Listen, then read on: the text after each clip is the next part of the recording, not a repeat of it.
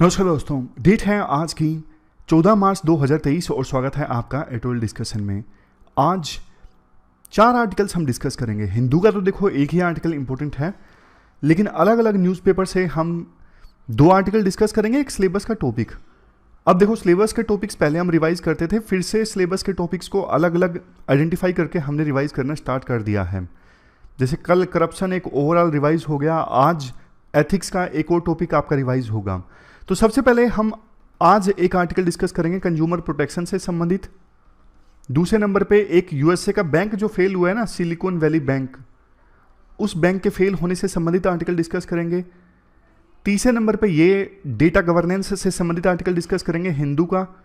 चौथे नंबर पे code of ethics and code of conduct से संबंधित आर्टिकल डिस्कस करेंगे। एथिक्स का आपका एक टॉपिक कवर हो जाएगा। आगे बढ़ने से पहले एक एग्जाम्पल है, एलिफेंट विस्पर्स। इस डॉक्यूमेंट्री को ना वो मिला है, ऑस्कर पुरस्कार मिला है बेस्ट डॉक्यूमेंट्री के लिए। 41 मिनट की डॉक्यूमेंट्री है। इसमें होता क्या है, एक छोटा सा बेबी एलिफेंट जिसका नाम है रघु को ना मुद्दुमुलाई टाइगर रिजर्व में और नेशनल पार्क में अडॉप्ट किया जाता है एक कपल के द्वारा। ये जो कपल दिख रहा है, अब ये कपल एलिफेंट को पालता है, धीरे धीरे जुवनाइल बनाता है। तो इस डॉक्यूमेंट्री में ना इस कपल के बीच और एलिफेंट के बीच में बॉन्ड को दिखाया गया है, कैसे एक जबरदस्त बॉन्डिंग बन जाती है एलिफेंट और इस कपल के बीच में। और बहुत ब्यूटीफुल लोकेशंस में ये जो डॉक्यूमेंट्री है वो शूट की गई है। कैसे ट्राइबल लोग जीते हैं, कैसे वो नेचर को रिस्पेक्ट करते हैं, इन्वायरमेंट को रिस्पेक्ट करते हैं, इंडिया का कल्चर, बहुत कुछ है इस डॉक्यूमेंट्री में। तो जब भी climate change, sustainable development, environment protection, ये सब आपको लिखना हो ना एथिक्स में या फिर ऐसे में, आप इस डॉक्यूमेंट्री का जिक्र जरूर कीजिएगा, क्योंकि अब इसको ऑस्कर पुरस्कार भी मिला है। समझ गए? एलिफेंट विस्पर्स एग्जाम्पल बहुत बढ़िया दे सकते हो इस डॉक्यूमेंट्री के थ्रू। अब चलिए डिस्कशन स्टार्ट करते हैं। फर्स्ट इंपोर्टेंट आर्टिकल कंज्यूमर्स यानी ग्राहकों के प्रोटेक्शन से संबंधित है। आप जीएस पेपर सेकंड के इस टॉपिक से आर्टिकल को रिलेट कर सकते हो। देखो, आज की जो मॉडर्न इकोनॉमी है ना, कंज्यूमर बेस्ड है। मतलब कंज्यूमर्स सामान खरीदेंगे तभी मार्केट में डिमांड जनरेट होगी, तभी कंपनीज प्रोड्यूस करेंगी, तभी इकोनॉमी एक्सपेंड होगी। तो इस मॉडर्न इकोनॉमी में ना कंज्यूमर्स को प्रोटेक्ट करना बहुत ज़्यादा ज़रूरी है। आज के समय में कंज्यूमर्स वल्नरेबल हैं, उसके साथ में फॉल्स इंफॉर्मेशन शेयर की जा सकती है ताकि वो ज़्यादा से ज़्यादा सामान खरीद सके। इस चक्कर में कंज्यूमर्स के साथ धोखा हो सकता है। जो वादे किए गए थे प्रोडक्ट खरीदने से पहले, जो इन्फॉर्मेशन शो की गई थी, बाद में प्रोडक्ट खरीदने के बाद पता लगे वो फेक थी। और देखो, कंज्यूमर्स को जब धोखा हो जाए तो उसका वो शिकायत कर सके, और जो डिस्प्यूट होता है शॉपकीपर के साथ में, उसका आसानी से रेजोल्यूशन निकले। ये सब होना जरूरी है। आज देश की इकोनॉमी वर्ल्ड की फास्टेस्ट ग्रोइंग इकोनॉमी है। इस फास्टेस्ट ग्रोइंग इकोनॉमी में कंज्यूमर्स की प्रोटेक्शन के लिए 2019 में एक एक्ट आया। वैसे तो 1986 में एक्ट था कंज्यूमर को प्रोटेक्ट करने के लिए, लेकिन पुराना हो गया था, तो फिर से 2019 में आया कंज्यूमर प्रोटेक्शन एक्ट। लेकिन बावजूद इसके, इस एक्ट के होने के बावजूद देखो अभी ना बहुत सारी कमियां हैं। आज दिक्कत ये है, कंज्यूमर्स की बहुत सारी जो ग्रीवेंसीज है ना पेंडिंग है। मतलब आपका कोई डिस्प्यूट है किसी कंपनी के साथ, आपने लैपटॉप परचेज किया फॉर एग्जांपल एचपी का, एचपी वाले रिस्पॉन्ड नहीं कर रहे हैं, आपने कंज्यूमर कोर्ट में कंप्लेंट भी डाल दी, लेकिन बावजूद इसके अपील पेंडिंग है। मतलब केस जो है पेंडिंग है, कोई समाधान नहीं निकल रहा है। इस प्रकार से ग्रीवेंसीज ना बहुत सारी पेंडिंग है। तो इन पेंडिंग ग्रीवेंसीज की वजह से ना कंज्यूमर्स को मेंटल हरासमेंट का सामना करना पड़ता है। जैसे लैपटॉप लिया, वो ठीक नहीं करके दे रहे हैं, तो मेंटल हरासमेंट तो हुआ ना। फाइनेंशियल लॉस होता है, आपने 50,000 का लैपटॉप खरीदा, कोई काम नहीं आ रहा है, तो फाइनेंशियल लॉस है। इमोशनल हार्डशिप्स का सामना करना पड़ता है। तो ना एक अर्जेंट अभी आवश्यकता है कि ना आप ऐसा सिस्टम बनाओ जिसमें कंज्यूमर्स की ग्रीवेंसेस का जल्द से जल्द समाधान हो, और जो भी तौर तरीके हैं, प्रोसीजर्स हैं कंज्यूमर्स की ग्रीवेंसेस को एड्रेस करने के लिए, उसमें ढिलाई ना हो। ऐसा ना हो ग्रीवेंसेस पेंडिंग की पेंडिंग है सालों साल तक, लेकिन उनको एड्रेस नहीं किया जा रहा है। नहीं, और कुछ नए इनोवेशंस भी लाने की आवश्यकता है ताकि कंज्यूमर्स के साथ में अन्याय ना हो। अब देखो, नेक्स्ट एस्पेक्ट की बारी आती है, कंज्यूमर प्रोटेक्शन क्यों जरूरी है। कंज्यूमर प्रोटेक्शन से देखो, कंज्यूमर्स जो है यानी ग्राहक जो है वो एम्पावर्ड फील करते हैं, उनके हाथ में पावर आती है। कैसे? जब वो देखो सामान खरीदने जाएंगे तो शॉपकीपर या फिर सेलर उनके साथ में सारी इंफॉर्मेशन शेयर करेगा कि देखो प्रोडक्ट ऐसे काम करेगा, ये प्रोडक्ट के फीचर्स हैं, ये करेक्टरिस्टिक्स हैं, ये कंपोजिशन है। तो सारी इंफॉर्मेशन जब कंज्यूमर्स को मिलेगी ना, तो वो क्वालिटी डिसीजन ले सकता है कि मुझे ये प्रोडक्ट खरीदना है या फिर नहीं खरीदना है। तो कंज्यूमर्स का जो अधिकार है, right to demand quality products and services, वो अधिकार कंज्यूमर्स का फुलफिल होगा। नेक्स्ट, इससे कंज्यूमर्स के साथ में फ्रॉड नहीं होगा, मतलब सारी इंफॉर्मेशन उसे मिल जाएगी। फॉल्स एडवर्टाइजमेंट से वो बच सकेगा, झूठी एडवर्टाइजमेंट वो नहीं फेस करेगा। मिसलीडिंग लेबलिंग, मतलब कंज्यूमर्स प्रोटेक्शन होगा तो गलत इंफॉर्मेशन वाली जो लेबलिंग होती है ना, कई बार झूठी इंफॉर्मेशन छाप दी जाती है डब्बे पे, जैसे ये काम करेगा, ये प्रोडक्ट, या फिर खाने का प्रोडक्ट हो तो इसमें इतना प्रोटीन है, कई बार होता नहीं है। तो इस प्रकार से मिसलीडिंग लेबलिंग से कंज्यूमर बच जाएगा और प्राइस मैनिपुलेशन से भी बच जाएगा। कुछ सेलर्स तो ऐसा करते हैं कि एमआरपी मिटा देते हैं, उसके ऊपर एक नया स्लिप लगा देते हैं। फॉर एग्जाम्पल एमआरपी 100 रुपये का था, उसको काट के नई स्लिप लगा दी 200 रुपये, 300 रुपये। तो इन सब एक्टिविटीज से कंज्यूमर बच जाएगा अगर कंज्यूमर प्रोटेक्शन होता है तो। Next, reducing health and safety risk. Consumer protection से देखो जो हेल्थ है कंज्यूमर्स की, उस पर नेगेटिव इंपैक्ट नहीं पड़ेगा। अब जैसे फूड प्रोडक्ट्स को अच्छे से रेगुलेट किया जाता है, दवाई कंपनीज को अच्छे से रेगुलेट किया जाता है, मेडिकल डिवाइसेस को भी, तो इसका फ़ायदा कंज्यूमर्स को ये होता है, कंज्यूमर्स को नकली फूड प्रोडक्ट्स नहीं मिलते, नकली दवाइयाँ नहीं मिलती, नकली मेडिकल डिवाइसेस नहीं मिलते। तो इससे उनकी जो हेल्थ है ना, उस पर नेगेटिव इम्पैक्ट नहीं पड़ता, हेल्थ की सेफ्टी इंश्योर होती है। Next, promoting economic growth. Consumer protection से क्या होता है, इकोनॉमिक ग्रोथ होती है, लेवल प्लेइंग फील्ड मिलता है सभी बिजनेस फर्म्स को। ऐसा नहीं कि कोई बिजनेस फर्म बेकार के हथकंडे अपना के, धोखेबाजी करके, धोखाधड़ी करके कंज्यूमर्स को ज़्यादा सामान बेचने की कोशिश कर रही है। इससे ऑनेस्टली काम करने वाली जो फर्म्स है ना, उनको नुकसान होता है। लेकिन कंज्यूमर प्रोटेक्शन से सबको लेवल प्लेइंग फील्ड मिलता है, सब इक्वली आपस में कॉम्पिटिट कर सकते हैं। सबसे लास्ट में बेसिक सी बात है, अगर कंज्यूमर प्रोटेक्शन होता है तो कंज्यूमर्स के जो बेसिक राइट्स है ना, राइट टू बी इन्फॉर्म्ड, कि प्रोडक्ट खरीदने से पहले उसे इन्फॉर्म किया जाना जरूरी है, उसको मौका दो कि वो चूज कर सके, right to safety, right to be heard, उसकी बात सुनी जानी चाहिए।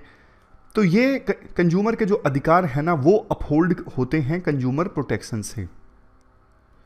लेकिन चैलेंजेस हैं, जैसे एक चैलेंज है, केसेस बहुत पेंडिंग है कंज्यूमर ग्रीवेंसेस के। दूसरा, lack of infrastructure. Consumer forums और जो कमीशंस हैं वहाँ पे मैन पावर की कमी है, इस वजह से केस ज़्यादा पेंडिंग होते जा रहे हैं। Inefficient grievance redressal mechanism. काफ़ी बार ऐसा भी देखने को मिलता है कि जो कंज्यूमर की ग्रीवेंस को एड्रेस करने के लिए जो मैकेनिज्म है वो काफ़ी वीक है, और कंज्यूमर्स को कई बार पता भी नहीं होता कि कैसे इन मैकेनिज्म्स का इस्तेमाल करना है। ये निचला जो पॉइंट है, अवेयरनेस की कमी होती है कंज्यूमर्स में, वो अपने अधिकारों के बारे में अवेयर नहीं होते, वो ग्रीवेंस रेड्रेसल मैकेनिज्म के बारे में अवेयर नहीं होते। उन्हें यूँ लगता है कि कौन कानून के पचड़े में पड़े, इसलिए कई बार धोखा भी हो जाए तो कंज्यूमर शांत रहता है। जबकि वो अपने राइट्स के बारे में अवेयर हो तो आसानी से फिर ग्रीवेंस रेड्रेसल मैकेनिज्म का फ़ायदा उठा सकता है। लेकिन ये जो मैकेनिज्म है ना, वो भी मजबूत होने चाहिए, इनएफिशिएंट नहीं होने चाहिए। Next, limited participation of business. आमतौर पे जो बिजनेसेस है ना हमारे देश में, वो भी कंज्यूमर सेंट्रिक पॉलिसीज नहीं अपनाते, वो पार्टिसिपेट नहीं करते डिस्प्यूट रेजोल्यूशन मैकेनिज्म में, मतलब बहुत मुश्किल से पार्टिसिपेट करते हैं। उन्हें नोटिस भेजता रहता है कंज्यूमर फोरम, लेकिन वो देर से रिप्लाई करते हैं। हालांकि बाद में उन्हें करना पड़ता है, लेकिन स्लो रहती है बिजनेसेस की प्रोसेस। क्या किया गया है, हाल ही में कुछ ये स्टेप्स लिए गए हैं, जैसे integrated grievance addressal mechanism portal establish किया गया है, ट्रैक की जा सके ग्रीवेंसेस को। ऑर्गेनाइजेशन ऑफ नेशनल लोक अदालत in partnership with national legal services authority.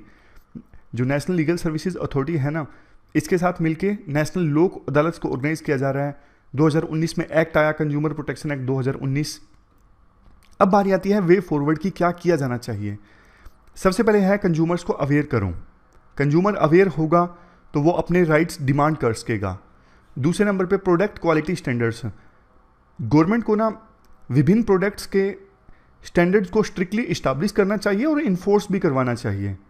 जैसे आटा बिकता है तो सरकार प्रॉपर बताए कि इस क्वालिटी का आटा बिकना चाहिए और मार्केट में इंश्योर भी करवाए कि उसी क्वालिटी का आटा बिक रहा है। समझ गए? अब इससे कंज्यूमर्स प्रोटेक्ट होंगे और नकली प्रोडक्ट मार्केट में नहीं बिकेंगे। ई कॉमर्स रेगुलेशंस, अब देखो ई कॉमर्स से तो बहुत सारा सामान बिकता है और सरकार ने रेगुलेशंस भी इंट्रोड्यूस किए हैं ई कॉमर्स कंपनीज को रेगुलेट करने के लिए।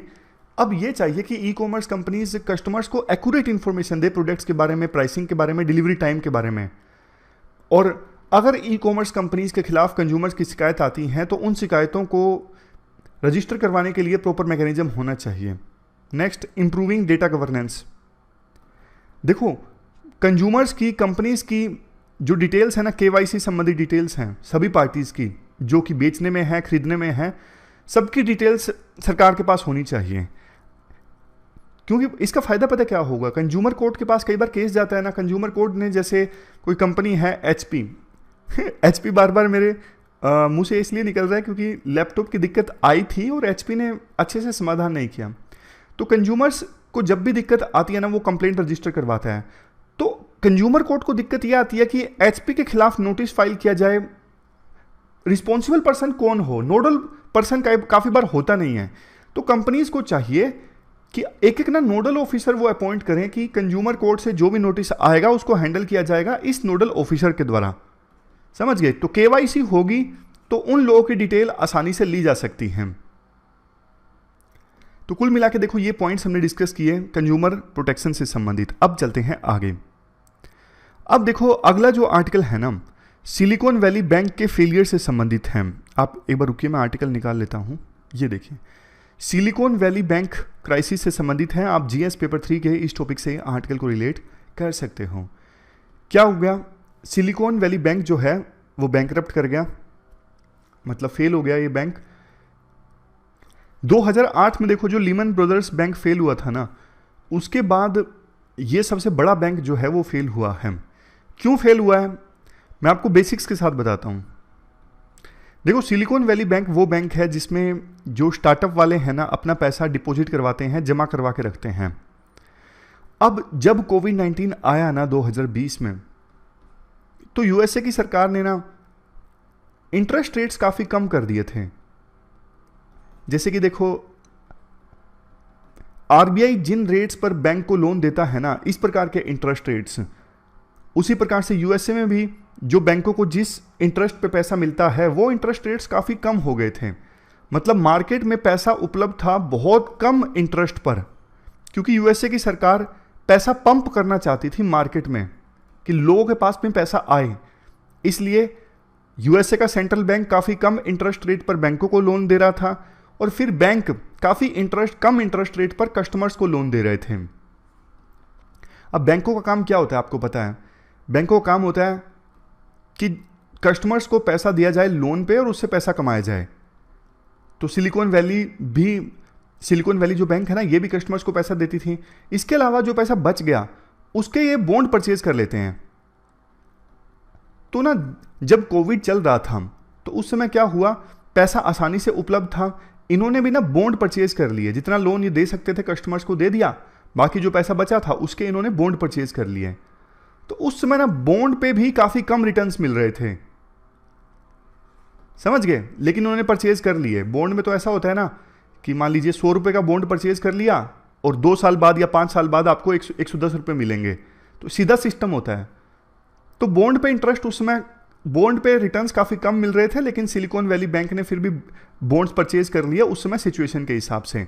बट हुआ क्या, धीरे धीरे कोविड-19 की महामारी थोड़ी कम होने लगी।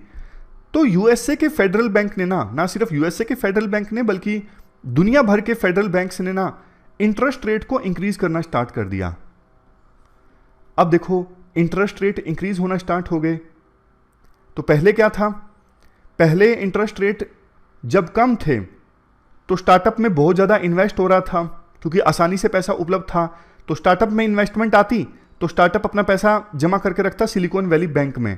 बट अब सिचुएशन चेंज हो चुकी है। अब क्या हुआ है, अब हुआ ये है, इंटरेस्ट रेट इंक्रीज हो चुके हैं, मार्केट में पैसा उपलब्ध नहीं है, स्टार्टअप्स को फंडिंग नहीं मिल रही है। तो इसलिए स्टार्टअप्स का जो डिपॉजिट है सिलिकॉन वैली बैंक में वो कम हो रहा है। बल्कि उससे भी ज़्यादा।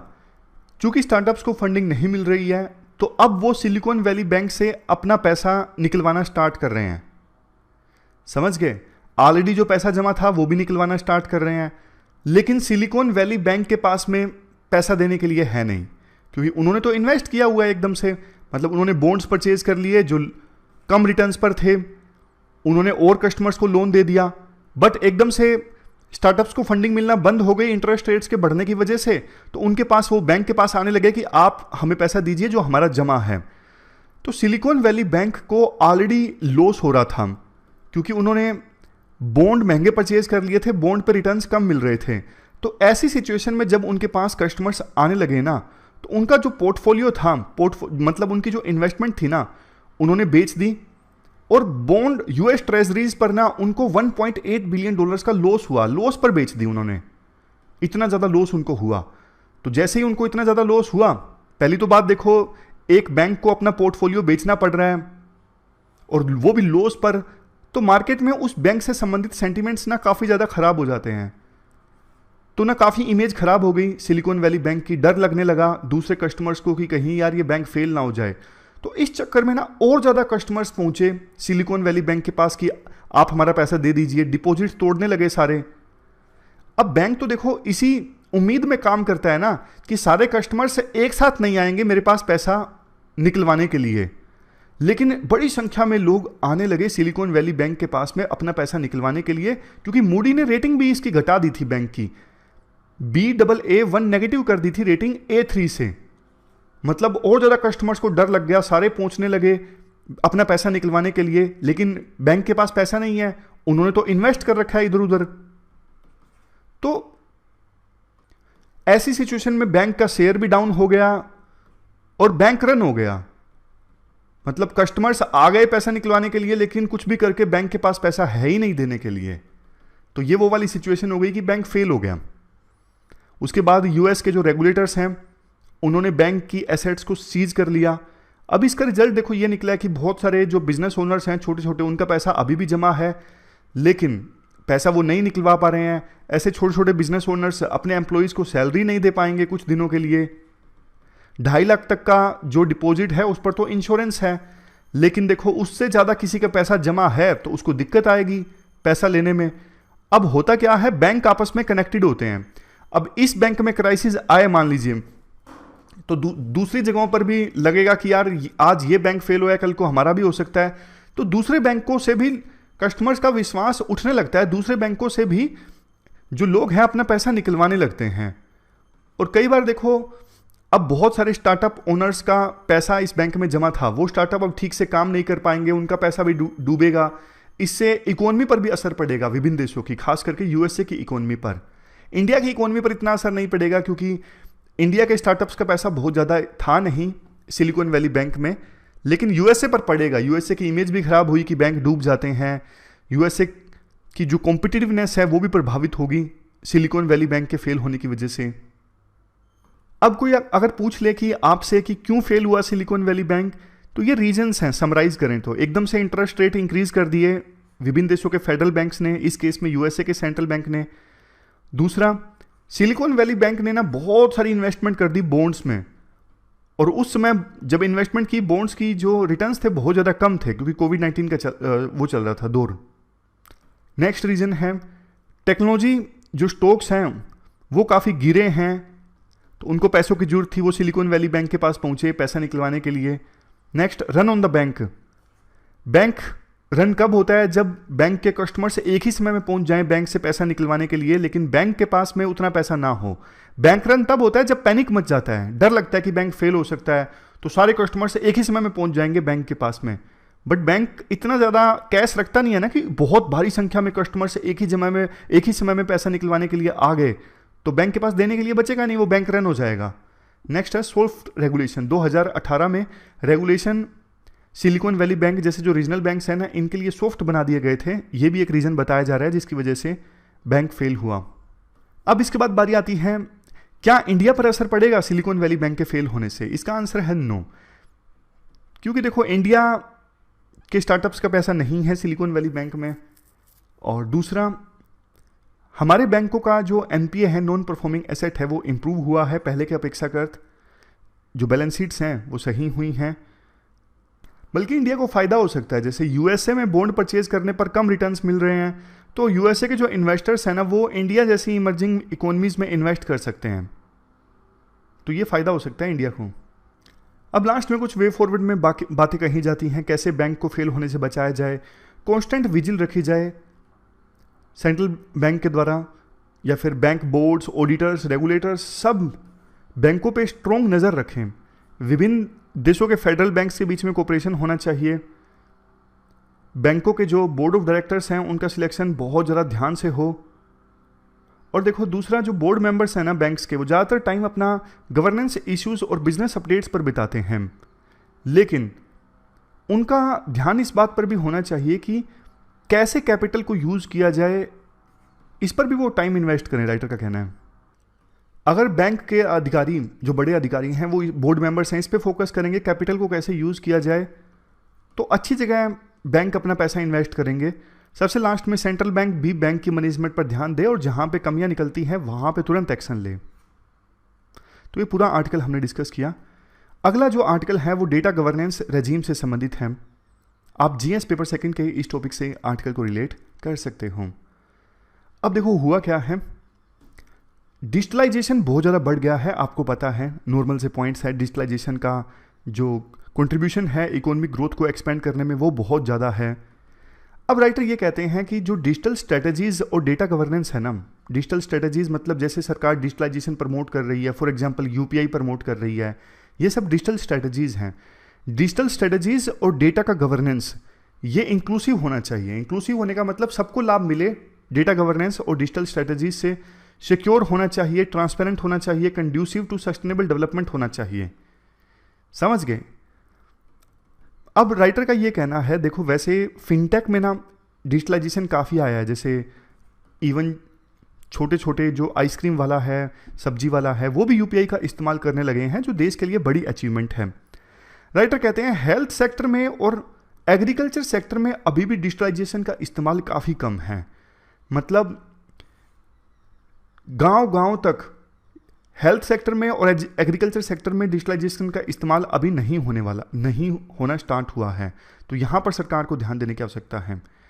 वैसे सरकार ने data empowerment and protection architecture launch किया है कि कंज्यूमर से, कस्टमर से कंसेंट लेना जरूरी है उनका डेटा यूज़ करने से पहले।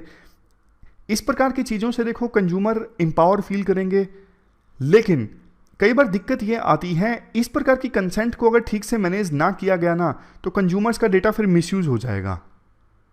दूसरा, हर जगह हर सेक्टर में कंसेंट मैनेजमेंट को ठीक से इंप्लीमेंट किया जाएगा, ये भी कोई ज़रूरी नहीं है। समझ गए? अब इसके बाद राइटर ये बोलते हैं कुछ रिस्क हैं, जिसे देखो एक तरफ रिस्क है डेटा की सिक्योरिटी और प्राइवेसी से संबंधित, दूसरी तरफ रिस्क ये है कहीं कहीं पर infrastructure, connectivity, availability of skilled human workforce, इनका अभाव है। तो डिजिटलाइजेशन का जो फ़ायदा है वो सबको नहीं मिल पाएगा, और जो डेटा होगा कंज्यूमर्स का उसका मिसयूज़ हो सकता है। जैसे हेल्थ सेक्टर का अगर डेटा मिसयूज़ हो जाए, फॉर एग्जांपल कोई डायबिटीज़ का कस्टमर है, अब डायबिटीज़ वाली कंपनीज़ को पता लग जाए, वो बार बार कंज्यूमर को मैसेज भेजने लगेंगे व्हाट्सएप पे, टेक्स्ट मैसेज की ये डायबिटीज़ की हमने नई दवाई बनाई है, ट्राई करके देखिए, ये गलत है। तो यहाँ पे डेटा सिक्योरिटी पर ध्यान देने की आवश्यकता है। अब लास्ट में ना राइटर एक और चीज़ बोलते हैं डेटा सोवरेनिटी से संबंधित, जैसे ये आपको बताता हूँ। डेटा सोवरेनिटी का मतलब ये है कि किसी भी देश को ना प्रॉपर अधिकार है कि वो अपने बॉर्डर्स के अंदर डेटा को कलेक्ट, स्टोर और यूज़ अपनी मर्जी से कर सकता है। मतलब जो डेटा जनरेट हो रहा है उसके देश में, वो देश की सरकार अपनी मर्जी से उस डेटा का इस्तेमाल करवा सकती है। देश के अंदर ही डेटा को कलेक्ट करना, स्टोर करना, यूज़ करना, ये सब चीज़ें करवा सकती हैं। अब दिक्कत पता क्या है, डेटा सोवरेनिटी वैसे ज़रूरी है, बट अलग अलग डिपार्टमेंट, जैसे इंडिया की कॉर्पोरेट मिनिस्ट्री है, इंडिया की कंज्यूमर मिनिस्ट्री है, सबका अपना अपना डेटा है।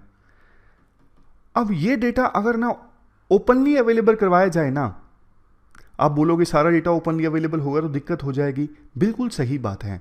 ये देख के कि कौन सा डेटा शेयर करने लायक है, कौन सा डेटा नहीं है, जो डेटा शेयर करने लायक है ना वो पब्लिकली अवेलेबल करवाया जाए ना, तो सोच के देखिए बिजनेसमैन को कितना फ़ायदा हो, छोटे छोटे बिजनेसेस को जो डेटा के आधार पर अपना बिजनेस इस्टेब्लिश करना चाहते हैं, जो अपने बिजनेस में डेटा को यूज़ करना चाहते हैं, तो ये सरकार को करना चाहिए। मतलब सरकार को ना एक बैलेंस इस्टेब्लिश करना चाहिए कि डेटा की सोवरेनिटी भी सुनिश्चित हो और डेटा का फ्री फ्लो भी हो। मतलब जो डेटा फ्री फ्लो होना चाहिए वो डेटा फ्री फ्लो हो, जो डेटा थोड़ा संभाल के रखने की आवश्यकता है, प्राइवेसी मेंटेन करने की आवश्यकता है, वो प्राइवेसी मेंटेन हो। तो ये सारी चीज़ों के बीच में ना data sovereignty, data privacy, data का फ्री फ्लो, सबके बीच में एक बैलेंस इस्टेब्लिश होना चाहिए ताकि इस प्रकार का डेटा गवर्नेंस हो। मतलब कुछ डेटा ऐसा होगा जिसको सरकार चाहेगी ये फ्री फ्लो होना चाहिए, जनता के पास अवेलेबल होना चाहिए, इससे इकोनॉमी को फायदा होगा। कुछ डेटा ऐसा हो सकता है कि जो सरकार चाहे नहीं, ये पर्सनल डेटा ये नहीं शेयर होना चाहिए, उस डेटा की सरकार सुरक्षा करे। कुछ ऐसा डेटा होना चाहिए फॉरेन कंपनीज का जो हमारे देश में स्टोर हो, उसके लिए डेटा सोवरेनिटी सरकार सुनिश्चित करे। तो अलग अलग तरह के डेटा को लेकर सरकार की जो अप्रोच है ना वो अलग अलग होनी चाहिए, ऐसा राइटर का कहना है। तो ये पूरा आर्टिकल हमने डिस्कस किया डेटा गवर्नेंस से संबंधित। अब लास्ट में देखो अपने को जो कोड ऑफ एथिक्स और कोड ऑफ कंडक्ट वाला जो आर्टिकल डिस्कस करना है ना वो डिस्कस कर लेते हैं। सबसे पहले आप मुझे ये बताइए, सिविल सर्वेंट्स के लिए कोड ऑफ कंडक्ट और कोड ऑफ एथिक्स होना क्यों जरूरी है? क्योंकि देखो सिविल सर्वेंट्स जो होते हैं वो सोसाइटी के बहुत इंपॉर्टेंट फंक्शंस को परफॉर्म करते हैं, वो सोवरेन फंक्शंस को परफॉर्म करते हैं। आप एक बात बताइए, किसी जिले का एसपी सिर्फ आईपीएस हो सकता है, किसी जिले का डीएम सिर्फ आईएएस हो सकता है और कोई भी पर्सन नहीं हो सकता। तो वो सोवरेन फंक्शंस परफॉर्म करते हैं और उनके पास डिस्क्रिशनरी पावर्स काफ़ी ज़्यादा होती हैं। तो देखो जहाँ पर आपने बहुत ज़्यादा पावर दे दी किसी पर्सन को लेकिन ये नहीं बताया कैसे उस पावर का इस्तेमाल करना है, तो ऐसी पावर देखो किसी को भी करप्ट कर सकती है। इवन कौटिल्य ने भी अपने ईरा में ये कहा था सिविल सर्वेंट्स के लिए कोड ऑफ कंडक्ट होना जरूरी है, और उस समय कोड ऑफ कंडक्ट था भी। अभी मॉडर्न ईरा में विभिन्न देशों ने अपने अपने देशों में सिविल सर्वेंट्स के लिए कोड ऑफ कंडक्ट को अडोप्ट किया है ताकि एक डायरेक्शन दी जा सके कैसे सिविल सर्वेंट्स को बिहेव करना है, उनको क्या करना है, उनको क्या नहीं करना है। सिविल सर्वेंट्स के लिए जो कोड ऑफ कंडक्ट हैं वो देखो एक्सप्लिसिट हैं, अभी हम डिस्कस करेंगे क्या है, कहाँ से आते हैं कोड ऑफ कंडक्ट। लेकिन देखो जजेस के लिए, एमपीज और एमएलएस के लिए या फिर दूसरे गवर्नमेंट फंक्शनरीज के लिए कोड ऑफ कंडक्ट जो है वो क्लियर नहीं है। अभी अभी हमने डिस्कस किया एमपीज और एमएलएस के लिए कोड ऑफ कंडक्ट होने चाहिए लेकिन अभी फिलहाल क्लियर है नहीं। और डिफेंस सेक्टर में जो मिलिट्री ऑफिसर्स होते हैं या फिर मिलिट्री पर्सनल, उनके लिए तो कोड ऑफ कंडक्ट बिल्कुल ही क्लियर है, उनको क्या करना है क्या नहीं करना है। और डिसिप्लिन की जो वैल्यू है बहुत ही ज़्यादा है मिलिट्री सेक्टर में। अगर बात करें जजेस की, जजेस के लिए देखो सेपरेट कंडक्ट रूल्स हैं। फॉर एग्जाम्पल जजेस इंक्वायरी एक्ट 1968 बताता है अगर किसी जज पर मिसबिहेवियर का या फिर इनकैपेसिटी का आरोप लगता है तो उसकी जांच कैसे होगी। लेजिस्लेचर और मिनिस्टर्स की बात करें, कोई एक्सप्लिसिट रूल्स नहीं है। सेकंड एआरसी की जो रिपोर्ट थी वो रेकमेंड करती है कि एमपीज और एमएलएस के लिए कोड ऑफ कंडक्ट होने चाहिए। अभी फिलहाल एक्सप्लिसिट कोई कोड ऑफ कंडक्ट नहीं है एमपीज और एमएलएस के लिए। इसके अलावा दूसरे जो फंक्शनरीज हैं, बाकी बचे हुए पब्लिक सर्वेंट्स, उनके लिए सेपरेट रूल्स या फिर सेपरेट लॉज हैं जो उनकी सर्विस की कंडीशंस को डिफाइन करते हैं, बट वो भी इफेक्टिव नहीं है, वो भी इनएडुकेट हैं। तो इसलिए देखो कहा यह जाता है सभी पब्लिक सर्वेंट्स के लिए इंक्लूडिंग सिविल सर्वेंट्स। शुरुआत में हमने डिस्कस किया था, आपको याद होगा, पब्लिक सर्वेंट एक बहुत बड़ी टर्म है। सिविल सर्वेंट पब्लिक सर्वेंट के अंदर आते हैं। हर एक सिविल सर्वेंट पब्लिक सर्वेंट है बट हर एक पब्लिक सर्वेंट सिविल सर्वेंट नहीं है। तो सभी पब्लिक सर्वेंट्स के लिए मिनिमम स्टैंडर्ड होना चाहिए कंडक्ट का, यानी कोड ऑफ कंडक्ट होना चाहिए ताकि एक यूनिफॉर्मिटी मेंटेन की जा सके उनके बिहेवियर में, उनके कंडक्ट में। सिर्फ यूं नहीं बोला जा सकता कि सिविल सर्वेंट्स के लिए कोड ऑफ कंडक्ट होना चाहिए, सभी के लिए होना चाहिए। जजेस के लिए, लेजिस्लेचर्स के लिए, क्लर्क के लिए, डिफेंस सेक्टर में जो भी पर्सनल है उनके लिए, सब के लिए, जो भी पब्लिक सर्वेंट्स हैं सब के लिए। अब हम कोड ऑफ कंडक्ट को थोड़ा डिटेल से डिस्कस करते हैं। शुरुआत में डेफिनेशन तो हमने डिस्कस कर ली थी।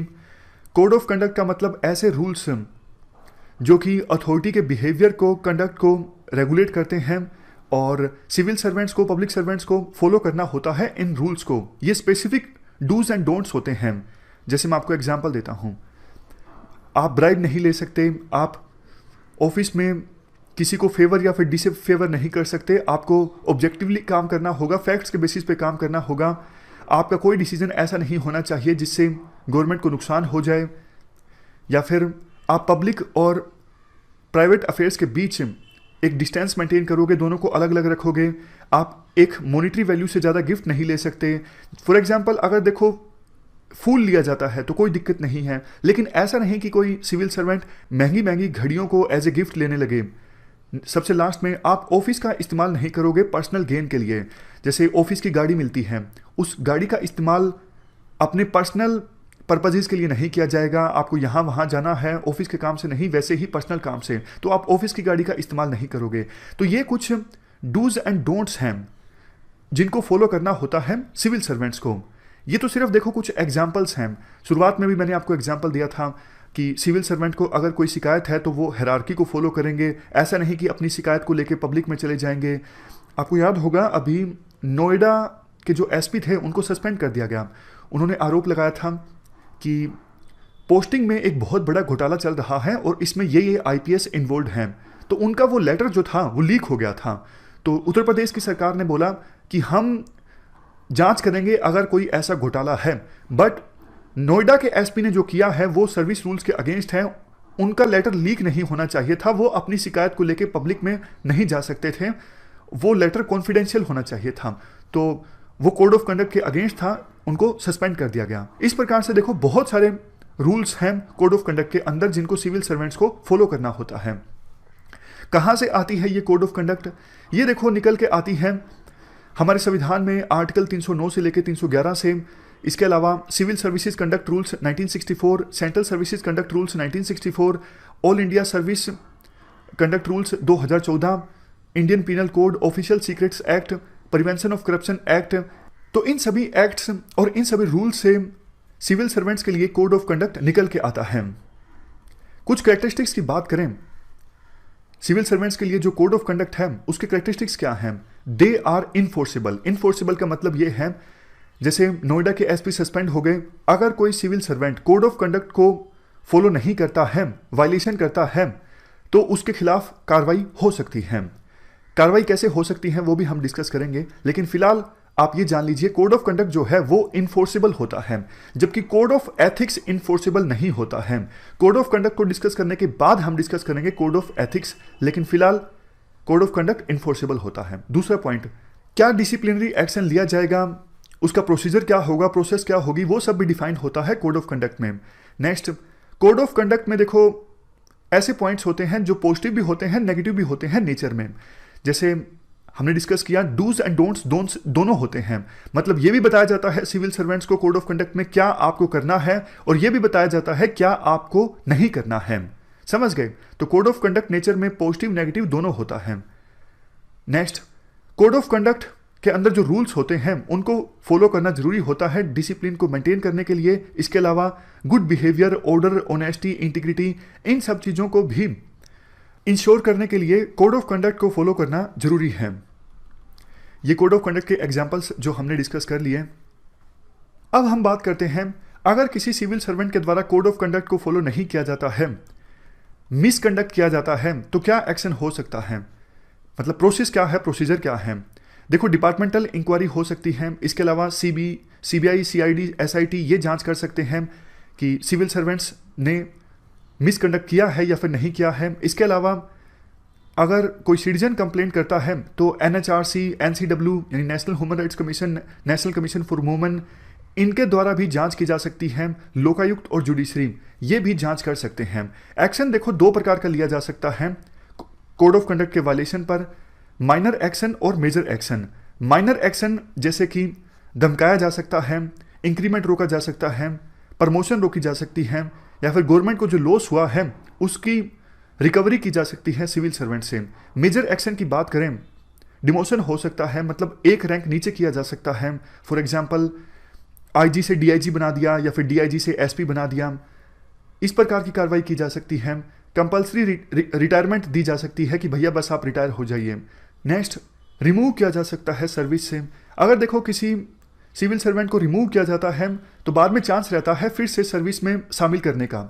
लेकिन चौथा पॉइंट जो है डिसमिसल, अगर किसी को एक बार सर्विस से डिसमिस किया जाता है तो बाद में कोई चांस नहीं रहता फिर से उस अधिकारी को सर्विस में शामिल करने का। तो ये मेजर एक्शंस हैं जो लिए जा सकते हैं सिविल सर्वेंट्स के अगेंस्ट अगर वो कोड ऑफ कंडक्ट को वायलेट करते हैं।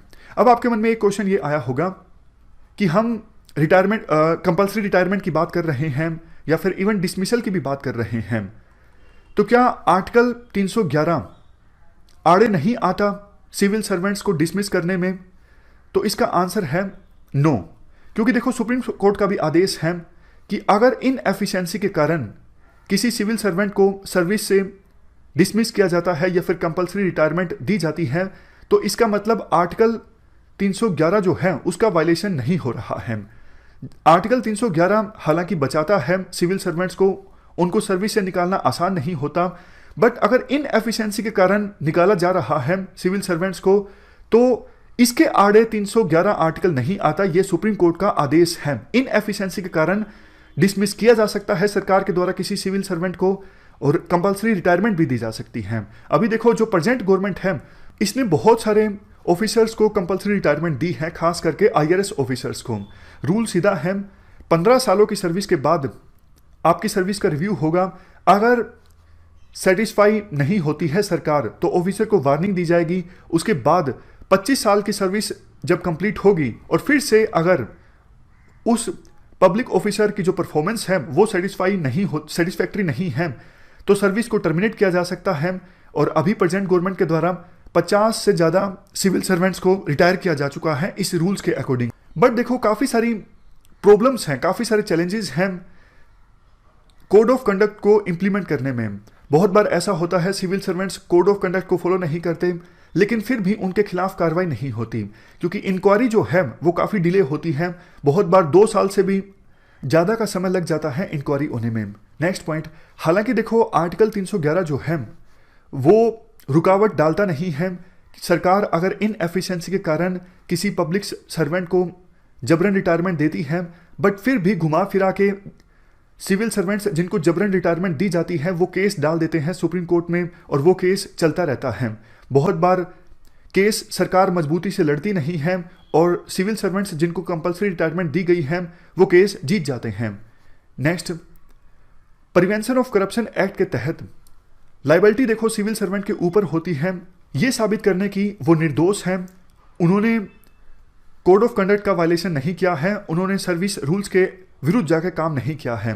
तो देखो ये जो पॉइंट है इसकी वजह से बहुत बार जो ऑनेस्ट सिविल सर्वेंट्स हैं वो उनका हैरासमेंट हो जाता है, और जो करप्ट सिविल सर्वेंट्स हैं उनके खिलाफ तो कार्रवाई होती नहीं, बट इन रूल्स के कारण जो ऑनेस्ट सिविल सर्वेंट्स हैं उनका हरासमेंट होता है, वो ठीक से काम नहीं कर पाते। नेक्स्ट पॉइंट देखो, जॉइंट सेक्रेटरी और जॉइंट सेक्रेटरी से जो सीनियर लेवल के ऑफिसर्स होते हैं उनके खिलाफ कार्रवाई करने के लिए हायर अथॉरिटीज से नोड चाहिए होता है। बहुत बार नोड मिलता नहीं है, यानी अनुमति मिलती नहीं है हायर अथॉरिटीज से, और इस वजह से जॉइंट सेक्रेटरी और उनसे सीनियर लेवल के जो ऑफिसर्स हैं उनके खिलाफ कार्रवाई हो नहीं पाती। नेक्स्ट पॉइंट, आईएएस लॉबीज और जो आईपीएस लॉबीज हैं वो देखो बहुत ज़्यादा स्ट्रॉन्ग होती हैं, उनका नेक्सस होता है पॉलिटिकल लीडर्स के साथ और दोनों मिलके करप्शन करते हैं।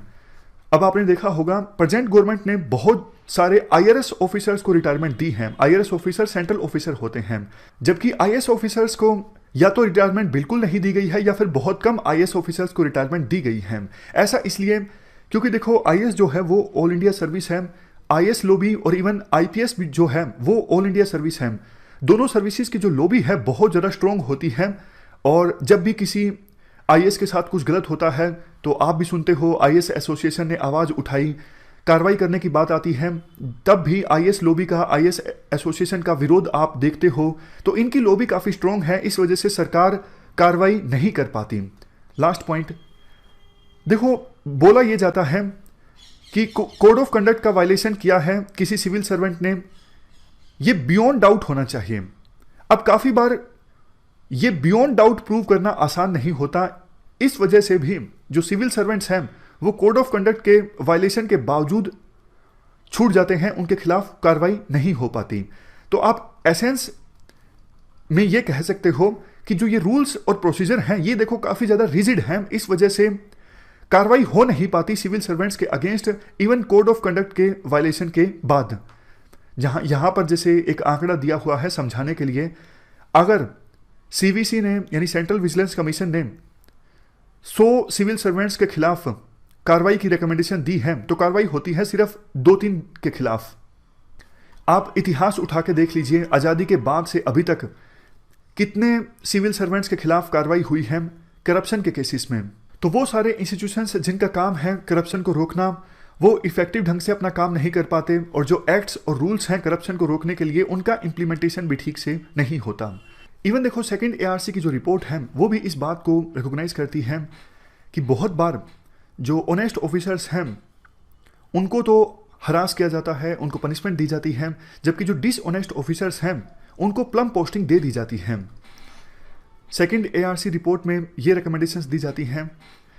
मिनिमम स्टेप्स होने चाहिए इंक्वायरी के, मतलब जो प्रोसीजर और प्रोसेस काफ़ी ज़्यादा रिजिड है करप्शन के केसेस में सिविल सर्वेंट्स के खिलाफ जांच से संबंधित, उस प्रोसेस को, उस प्रोसीजर को आसान बनाया जाए, लॉ को सिंप्लीफाई किया जाए ताकि इफेक्टिव ढंग से लॉ को इम्प्लीमेंट किया जा सके। आर्टिकल 311 जो रुकावट बनता है सिविल सर्वेंट्स के खिलाफ कार्रवाई में, इस आर्टिकल को एबोलिश किया जाए। इसके अलावा सिविल सर्वेंट्स के लिए कोड ऑफ एथिक्स भी होना चाहिए, अभी वैसे है लेकिन एक्सप्लिसिट नहीं है, और मिनिस्टर्स के लिए कोड ऑफ कंडक्ट होना चाहिए जिसकी बात हमने डिस्कशन के शुरुआत में की थी। एथिक्स कमिश्नर होना चाहिए हर एक हाउस में, ताकि अगर एमपीज और एमएलएज ने कोड ऑफ कंडक्ट के खिलाफ जाके काम किया है तो उचित कार्रवाई की जा सके एमपीज और एमएलएज के अगेंस्ट। अब नेक्स्ट हम बात करते हैं कोड ऑफ एथिक्स की। कोड ऑफ एथिक्स में देखो वो प्रिंसिपल्स या फिर गाइडलाइंस होती हैं जिनको सिविल सर्वेंट्स को फॉलो करना होता है। डिफरेंस हम कोड ऑफ एथिक्स और कोड ऑफ कंडक्ट के बीच लास्ट में समझेंगे, लेकिन पहले कोड ऑफ एथिक्स को समझ लेते हैं। जैसे देखो नोलन कमेटी ने, यूके की है नोलन कमेटी ने 7 प्रिंसिपल्स बताए थे जिनको सिविल सर्वेंट्स को फॉलो करना जरूरी है। सबसे पहले सेल्फलेसनेस का मतलब ये है डिसीजंस लेते वक्त सिविल सर्वेंट्स पब्लिक इंटरेस्ट का ख्याल रखेंगे। दूसरा इंटीग्रिटी, ऑब्लिगेशन होगी सिविल सर्वेंट्स की सिर्फ और सिर्फ जनता के प्रति, सरकार के प्रति, किसी आउटसाइड इंडिविजुअल के प्रति कोई ऑब्लिगेशन नहीं होगी। Next objectivity, civil servants decision लेंगे सिर्फ और सिर्फ मेरिट के आधार पर। नेक्स्ट अकाउंटेबिलिटी, जो भी डिसीजन लिए जाएंगे सिविल सर्वेंट्स के द्वारा वो अलाउ करेंगे कि उन डिसीजंस की स्क्रूटिनी हो सके। नेक्स्ट ओपननेस, मतलब जो भी डिसीजंस लिए जाएंगे सिविल सर्वेंट्स के द्वारा वो रीजंस देंगे हमने ये डिसीजन इसलिए लिए। नेक्स्ट ऑनेस्टी, वो पब्लिक ड्यूटीज में अपने प्राइवेट इंटरेस्ट को डिक्लेयर करेंगे। सबसे लास्ट में लीडरशिप, सिविल सर्वेंट्स इस प्रकार से बिहेव करेंगे, इस प्रकार से एक्ट करेंगे जो बाकी ऑफिशियल्स के लिए एग्जाम्पल हो, पूरे डिपार्टमेंट के लिए एग्जाम्पल हो। तो नोलन कमेटी ने कहा था सिविल सर्वेंट्स को ये 7 प्रिंसिपल्स फॉलो करने चाहिए। तो ये कोड ऑफ एथिक्स हैं। देखो कोड ऑफ एथिक्स ना इन्फोर्सेबल नहीं है। आप इंटीग्रिटी को, ऑब्जेक्टिविटी को, अकाउंटेबिलिटी को, ओपननेस को, इन सब चीज़ों को आप इन्फोर्स नहीं कर सकते। मैं आपको एक सिंपल एग्जांपल देता हूं। मान लीजिए कोड ऑफ कंडक्ट ये बोलता है कि आप समय से पहले ऑफिस से नहीं जाओगे, तो सिविल सर्वेंट जो है वो समय से पहले ऑफिस नहीं जाता है, 5 बज जाती है, लेकिन 5:03 पर एक बुजुर्ग आदमी आता है ऑफिस में, बहुत दूर से आता है, 3 घंटे ट्रेवल करके, और वो उसे अपना एक जरूरी काम करवाना है। वो रात को उसके पास रहने का कोई अरेंजमेंट नहीं है, और अगर वो कल को फिर से आता है तो उसका बहुत सारा पैसा खर्च होगा, वो बहुत ज़्यादा गरीब भी है, शरीर भी नहीं अलाउ करता। तो ऐसी सिचुएशन में civil servant code of conduct को तो फॉलो कर लेगा, क्योंकि 5 बज गई और ऑफिस में लिखा हुआ है, कोड ऑफ कंडक्ट के रूल्स में लिखा हुआ है कि आप समय से पहले ऑफिस को नहीं छोड़ सकते। ये देखो सिर्फ एक एग्जाम्पल है समझने के लिए, टेक्निकली रॉन्ग हो सकता है ये एग्जाम्पल, लेकिन आप एसेंस समझिए। तो रूल्स के अकॉर्डिंग वो सिविल सर्वेंट 5 बजे ऑफिस से जा सकता है, बट 5:03 पर वो बुजुर्ग आदमी आया है, तो कोड ऑफ एथिक्स के अनुसार उस गरीब आदमी का काम करना, जो भी वो समस्या लेकर आया है उसको एड्रेस करना, ये ड्यूटी बनती है सिविल सर्वेंट की कोड ऑफ एथिक्स के अकॉर्डिंग। समझ गए? मतलब कोड ऑफ एथिक्स को आप इन्फोर्स नहीं कर सकते, ये काइंड ऑफ मोरल बिहेवियर के लिए है, और कोड ऑफ कंडक्ट जो है वो लीगल बिहेवियर के लिए है। कोड ऑफ कंडक्ट में स्पेसिफिकली बताया जाता है ये सिविल सर्वेंट्स को करना है, ये नहीं करना है, लेकिन कोड ऑफ एथिक्स में स्पेसिफिकली कुछ नहीं बताया जाता है कि ये आपको करना है और ये आपको नहीं करना है। सिर्फ प्रिंसिपल्स की बात की जाती है। और इसी वजह से देखो कोड ऑफ एथिक्स जो होते हैं वो सब्जेक्टिव भी होते हैं। सब्जेक्टिव इसलिए क्योंकि प्रिंसिपल्स की इंप्लीमेंटेशन अलग अलग हो सकती है अलग अलग सिचुएशन में अलग अलग सिविल सर्वेंट्स के अनुसार, जबकि कोड ऑफ कंडक्ट ऑब्जेक्टिव होते हैं। तो यहां पर देखो कोड ऑफ एथिक्स के भी कुछ कैरेक्टरिस्टिक्स हम जान लेते हैं। कोड ऑफ एथिक्स डील करते हैं सिविल सर्वेंट के मोरल बिहेवियर के साथ, जबकि कोड ऑफ कंडक्ट डील करते हैं लीगल बिहेवियर के साथ। ये एक प्रकार से देखो डिजायरेबल लेवल ऑफ कंडक्ट है, मतलब कोड ऑफ एथिक्स को कोई फॉलो नहीं भी करेगा तो कोई जरूरी नहीं कार्रवाई होगी ही उस सिविल सर्वेंट के अगेंस्ट।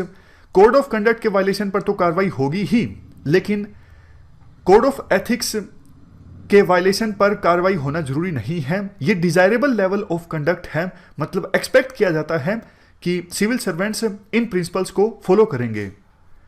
नेक्स्ट है deal with inner aspect of civil servant, मतलब सिविल सर्वेंट्स की जो कंसाइंस है उसको जगाया जाता है इन प्रिंसिपल्स के थ्रू, ताकि सिविल सर्वेंट्स जो हैं वो अपने कंसाइंस को ध्यान में रखते हुए एक्ट करें। यहां पे देखो नीचे लिखा भी हुआ है कंसाइंस, सेल्फ कमिटमेंट, रिस्पॉन्सिबिलिटी, इन सबको ध्यान में रखा जाता है कोड ऑफ एथिक्स में। और लास्ट में है it is not enforceable rather it is desirable and encouraged. Encourage किया जाता है सिविल सर्वेंट्स को कि आप इन प्रिंसिपल्स को फॉलो कीजिए, उनसे एक्सपेक्ट किया जाता है, सरकार चाहती है इन प्रिंसिपल्स को फॉलो किया जाए, बट ये इन्फोर्सेबल नहीं है। नहीं भी फॉलो किया जाएगा तो कोई जरूरी नहीं कार्रवाई होगी ही। जैसे मैं आपको एक एग्जांपल देता हूं, देखो हॉस्पिटल में जाना और डीएम के द्वारा इस प्रकार से जूता रखना हॉस्पिटल के बेड के ऊपर, आप बताइए क्या ये उचित है? देखो ये बिल्कुल उचित नहीं है। किसी भी सिविल सर्वेंट से एक्सपेक्ट नहीं किया जा सकता इस प्रकार से बिहेव करना। वो बात अलग है, ये गलती हो सकती है और बाद में माफ़ी भी मांग ली गई हो सिविल सर्वेंट के द्वारा, लेकिन कोई भी सिविल सर्वेंट इस प्रकार से बिहेव करे ये उचित नहीं है। अब ये कोड ऑफ एथिक्स का तो उल्लंघन है क्योंकि मोरल बिहेवियर गलत है, लेकिन कोई जरूरी नहीं कोई कोड ऑफ कंडक्ट भी वायलेट हो रहा हो, समझ गए? तो ये डिफरेंस है कोड ऑफ एथिक्स और कोड ऑफ कंडक्ट के बीच में। अब यूपीएससी ना डिफरेंस पर काफी ज्यादा फोकस करती है, काफी सारे पॉइंट्स हमने डिस्कस कर लिए, अब डिफरेंस की बारी आती है। देखो 2014 के जो all India service conduct rules हैं उन रूल्स में कोड ऑफ एथिक्स के बारे में बताया गया है, मतलब एथिकल प्रिंसिपल्स को भी शामिल किया गया है all India service conduct rules 2014 में, जैसे accountability, transparency, neutrality, compassion, social justice, इन सब एथिकल प्रिंसिपल्स को all India service conduct rules 2014 में इंक्लूड किया गया है। और कुछ जो कंडक्ट ऑफ एथिक्स हैं वो वैसे इन्फोर्सेबल भी हैं, जैसे model code of conduct during elections, ये इन्फोर्सेबल भी हैं, तो ये लास्ट में लिखने के लिए है। कंपैरिजन की बात करें, code of conduct legal side से डील करता है, code of ethics moral side से डील करता है। कोड ऑफ कंडक्ट अकाउंटेबिलिटी से डील करता है, कोड ऑफ एथिक्स रिस्पॉन्सिबिलिटी से डील करता है।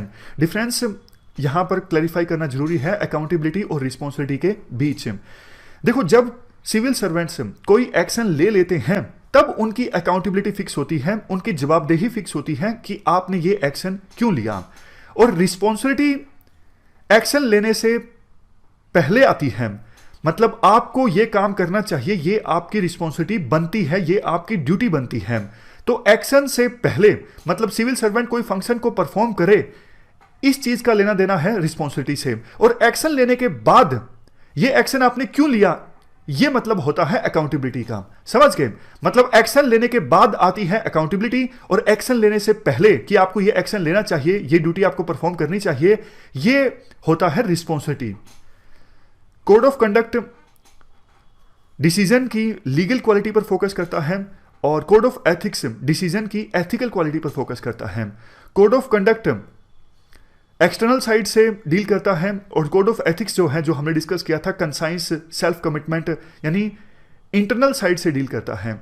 इसके अलावा कोड ऑफ कंडक्ट ऑब्जेक्टिव होता है, और कोड ऑफ एथिक्स काफी बार सब्जेक्टिव होता है, जो हमने डिस्कस किया था कि कोड ऑफ कंडक्ट में तो स्पेसिफिक डूज एंड डोंट्स होते हैं, बट कोड ऑफ एथिक्स में प्रिंसिपल्स की बात की जा सकती है, तो उनका इंटरप्रिटेशन अलग अलग सिचुएशन में अलग अलग हो सकता है। Next point, code of conduct देखो मिनिमलिस्ट अप्रोच पर फोकस करता है, और code of ethics maximalist approach पर फोकस करता है। याद कीजिए वो एग्जाम्पल कि 5:03 हो गए, कोड ऑफ कंडक्ट के अनुसार सिविल सर्वेंट ऑफिस छोड़ के जा सकता है क्योंकि मिनिमम स्टैंडर्ड जो फॉलो करना था सिविल सर्वेंट को उसने वो फॉलो कर दिया, 5 बजते ही वो ऑफिस से चला गया। लेकिन code of ethics maximalist approach पे फोकस करता है कि आप वेलफेयर पे फोकस कीजिए, आप जनता के हितों को ध्यान में रखते हुए काम कीजिए। नेक्स्ट, कोड ऑफ कंडक्ट को टाइम टू टाइम अपडेट करने की आवश्यकता होती है, जबकि कोड ऑफ एथिक्स में प्रिंसिपल्स की बात होती है। प्रिंसिपल्स चेंज होने में देखो लंबा समय लग जाता है। आज से 200 साल पहले भी इंटीग्रिटी पर फोकस होता था, आज भी इंटीग्रिटी पर फोकस होता है। तो प्रिंसिपल्स तो लंबे समय तक इंट्रेंस्ड रहते हैं सोसाइटी में, जबकि कोड ऑफ कंडक्ट जो है वो समय समय पर अपडेट करना पड़ता है। इस प्रकार से हमने डिटेल से कोड ऑफ एथिक्स और कोड ऑफ कंडक्ट को समझा। तो आपका एथिक्स का एक पूरा जो टॉपिक है वो कंप्लीट हो गया है। इस डिस्कशन में फिलहाल इतना ही है। Thank you very much for discussion.